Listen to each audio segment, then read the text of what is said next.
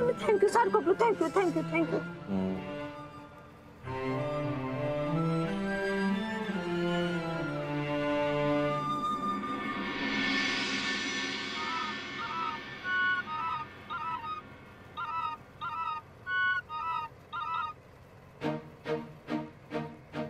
एक मिनिट प्रवीण, एक जरा जरा थांब. एक काम आहे माझं. हा आले मी, एका मिनिटात आले. हा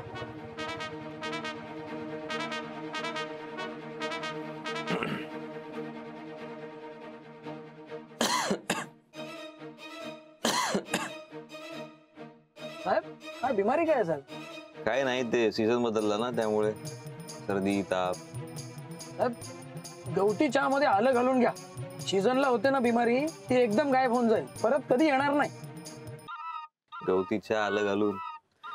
तुम्ही रिक्षावाले आहात का डॉक्टर आहात? हा नाही नाही नाही साहेब, मी एक साधा रिक्षावाला आहे हो, तो पण 12वी फेल. हा पण साहेब ऍक्टर आहे मी, मोठी मोठी कामं करतो मी, स्टेजवर स्टेजच्या बाहेर. स्टेजच्या बाहेर म्हणजे? अहो साहेब कोणाला बोलू नका. एक बाई आपल्याला बोलली 5,000 रुपये देतो, तर तिच्यासाठी आपण नकली डॉक्टर बनून गेलो होतो. खोटा डॉक्टर? साहेब डॉक्टर मिरजकर म्हणून नाव ठेवलं होतं त्या बाईने माझं. डॉक्टर मिरजकर? हो. आणि काय केलं मग डॉक्टर मिरजकर बनून तिकडे? काही नाही, त्या बाईना पायाला फ्रॅक्चर झालंय, काही दिवस इकडून तिकडे हलता येणार नाही, आणि 15 दिवस त्या बाईना इकडून तिकडे हलून देऊ नका, एवढंच बोलायला सांगितलं होतं मला. बस मी बोललो, आणि 5,000. बर, चांगलंय तुमचं.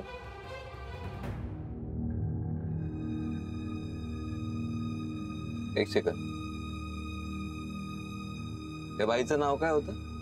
अहो काय ते नाव होतं, जागीरवाले काय, लीला, हा ललिता जागीरदार नाव होतं त्यांचं, ललिता जागीरदार.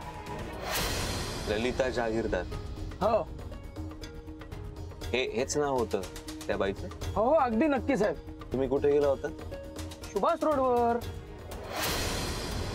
2-4 माणसं होती त्या घरात. आजीबाई होत्या, आणि मामा की काका कोणतरी होते, आणि 2 साजूक तुपातल्या बायका होत्या.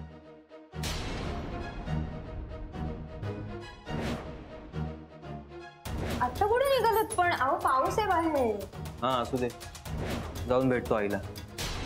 उद्या जा ना, मी पण येईन तुमच्या बरोबर. उद्या पुन्हा जाऊया ना.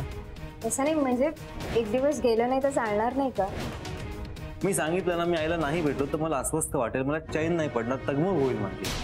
पण जायलाच हवं का? नाही म्हणजे यायला उशीर होईल, झोप तुमचीच पूर्ण होणार नाही, त्यामुळे म्हटलं मी जर नाही भेटलो आईला तर मला झोपच येणार नाही रात्रभर.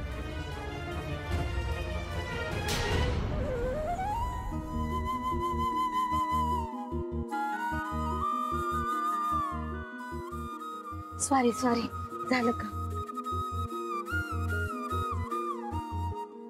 बरं आहे सर.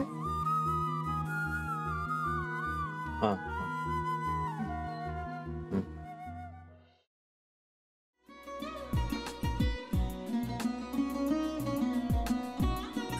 लावू का? हो. असाच लावू ना.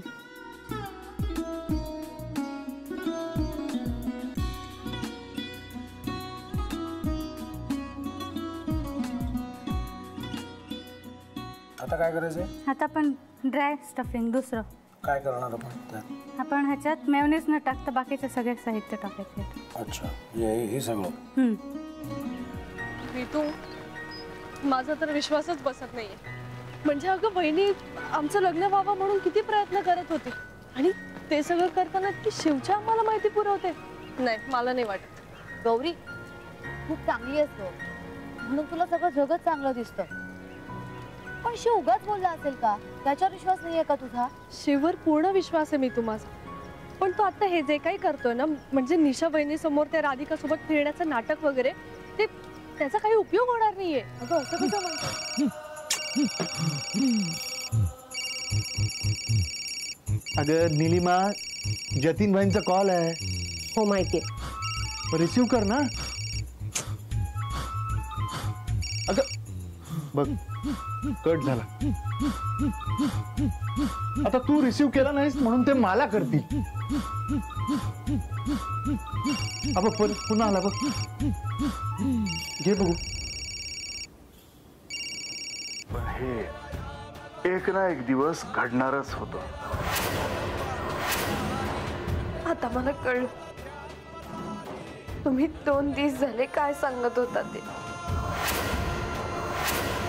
बनू हे संकेत असतात आणि हे ठरवून येत नसतात. मी बाहेर तुमची वाट बघते.